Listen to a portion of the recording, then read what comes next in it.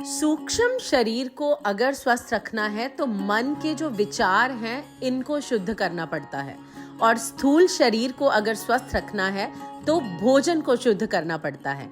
आइए आयुर्वेद शास्त्र के कुछ ऐसे नियमों को जानें जो हमारे भोजन को भी अच्छा करते हैं और मन को भी।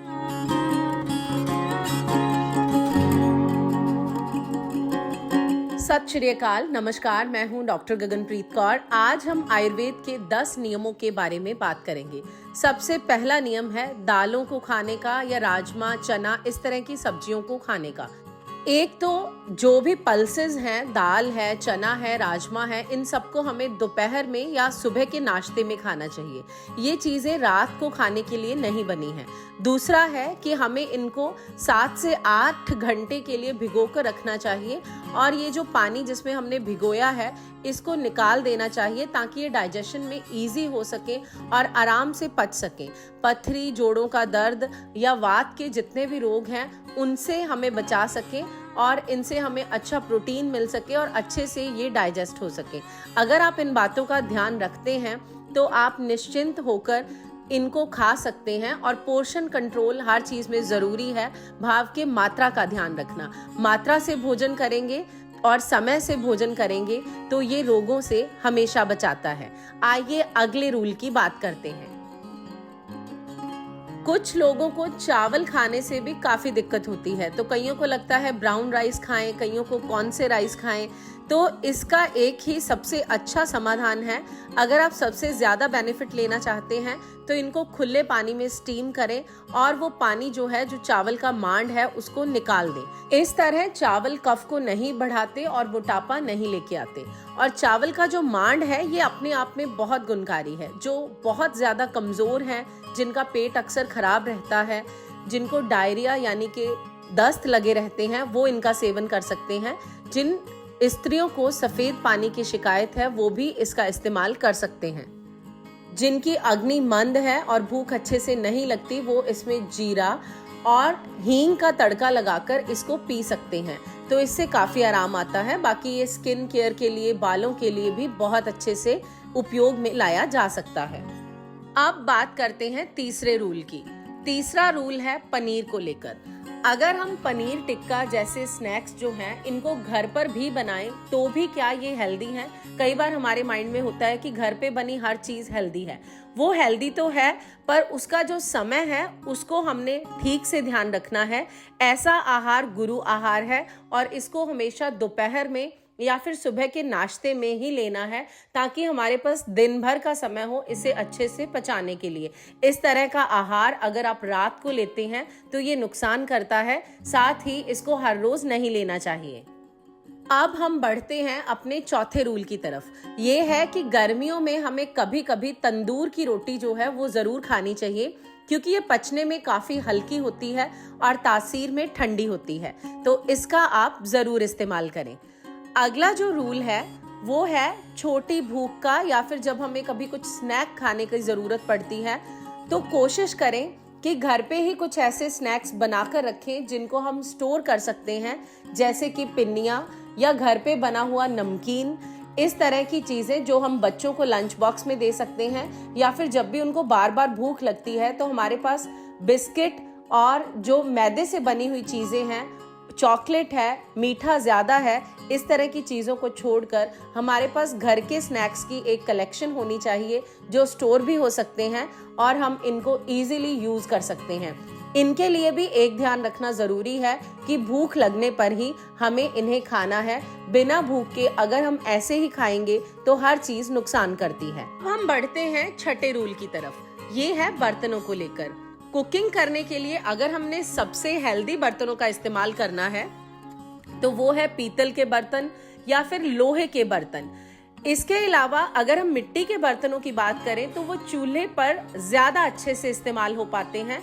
तो गैस में अगर आपको यूज करना है तो सबसे बढ़िया है पीतल और लोहे के बर्तन, क्योंकि इनका रख रखाव भी बहुत आसान है। आज के मॉडर्न टाइम में जब हमारे पास समय कम होता है तो हम इनकी देखभाल जो है वो नॉर्मल बर्तनों की तरह ही कर सकते हैं। अगर आपके पास ये अवेलेबल ना हो तो आप भारी स्टील के बर्तन ले सकते हैं। हल्का जो बर्तन है उसको कुकिंग करने के लिए हमें नहीं यूज करना चाहिए, क्योंकि उसमें बहुत सारे पोषक तत्व जो हैं वो जल जाते हैं। एल्यूमिनियम और नॉन स्टिक बर्तनों से तो हमें सदा ही बचना चाहिए। आइए अब 7वें रूल की बात करते हैं। 7वां जो रूल है वो है दही के इस्तेमाल को लेकर। अगर आपको गर्मियों में दही को इस्तेमाल करना है तो सबसे बढ़िया है कि आप इसको अच्छे से मथ कर पानी डालकर इसकी लस्सी या छाछ बना लें। इसमें हम अपने स्वाद अनुसार नमक या फिर मिश्री भी डाल सकते हैं। इससे पेट के सारे रोग दूर होते हैं और ये तासीर में ठंडी होती है। जो लोग लस्सी पीना चाहते हैं लेकिन उनको जोड़ों का दर्द या कफ रेशे की दिक्कत होती है, तो वो उसमें तड़का लगा सकते हैं सरसों के तेल का, जिसमें हम थोड़े से सरसों के दाने, जीरा और हींग या थोड़ा सा लहसुन भी डाल सकते हैं। इस तरह ये जोड़ों के दर्द में भी बहुत अच्छा काम करती है। इसके अलावा अगर आपको दही खानी है तो उसको भी इसी तरह डायरेक्ट ना खा के आप अच्छे से मथ लें, या तो उसमें थोड़ा मीठा मिश्री भी डाल सकते हैं, या फिर कुछ फल जिनका शास्त्रों में ही वर्णन मिलता है, जैसे कि द्राक्षा, जिसको हम अंगूर भी कह सकते हैं, थोड़ा आंवला जो है वो उसमें डाला जा सकता है, आम डाला जा सकता है, अनार डाला जा सकता है। तो इस तरह हम कुछ फ्रूट्स उसमें डालकर भी उसका सेवन कर सकते हैं। इस तरह दही आपको बहुत ज्यादा पोषण दे सकती है। ये कैल्शियम रिच भी है और इसमें प्रोटीन की भी अच्छी मात्रा मिलती है। जब इस तरह के फ्रूट्स को हम डालते हैं तो ये खून बढ़ाने वाली भी रेसिपी बन जाती है। अब हम बात करते हैं ड्राई फ्रूट्स की, जिनको हम भिगोकर यूज करते हैं। तो ये आयुर्वेद के हिसाब से अगर देखा जाए तो 2 रसायन काल हैं। एक तो सुबह जो हम खाली पेट होते हैं और हमें पहली भूख लगती है, और एक जो इवनिंग टाइम होता है, शाम की संध्या का टाइम। ये दोनों रसायन काल हैं। और जो ड्राई फ्रूट है ये भी एक तरह का रसायन है, एंटी एजिंग हर्ब हम इसको बोल सकते हैं। तो इसका अच्छा जो समय है सेवन करने का, या तो सुबह सुबह खाली पेट जब भूख लगती है उस टाइम हम ले सकते हैं, या फिर डिनर से 1-1.5 घंटा पहले जब शाम को अच्छी भूख लगती है तब अगर आप इसको लेते हैं तो ये आपकी धातुओं का अच्छे से पोषण करेगा और आपके शरीर को संपूर्ण ताकत देगा और रसायन का काम करेगा। अब बढ़ते हैं 10वें और इस वीडियो के आखिरी टिप की तरफ। ये है आटे को लेकर। एक तो जब भी आप मल्टीग्रेन आटे की बात करते हैं तो ज्यादा से ज्यादा 1 या 2 आटों का इस्तेमाल ही करें। बहुत सारे आटे हमें एक साथ मिक्स करके कभी नहीं गूंदने चाहिए, ताकि हमारी जो गट हेल्थ है वो अच्छी बनी रहे। दूसरी चीज है कि आटे को कभी भी गूंद कर उसको स्टोर ना करें।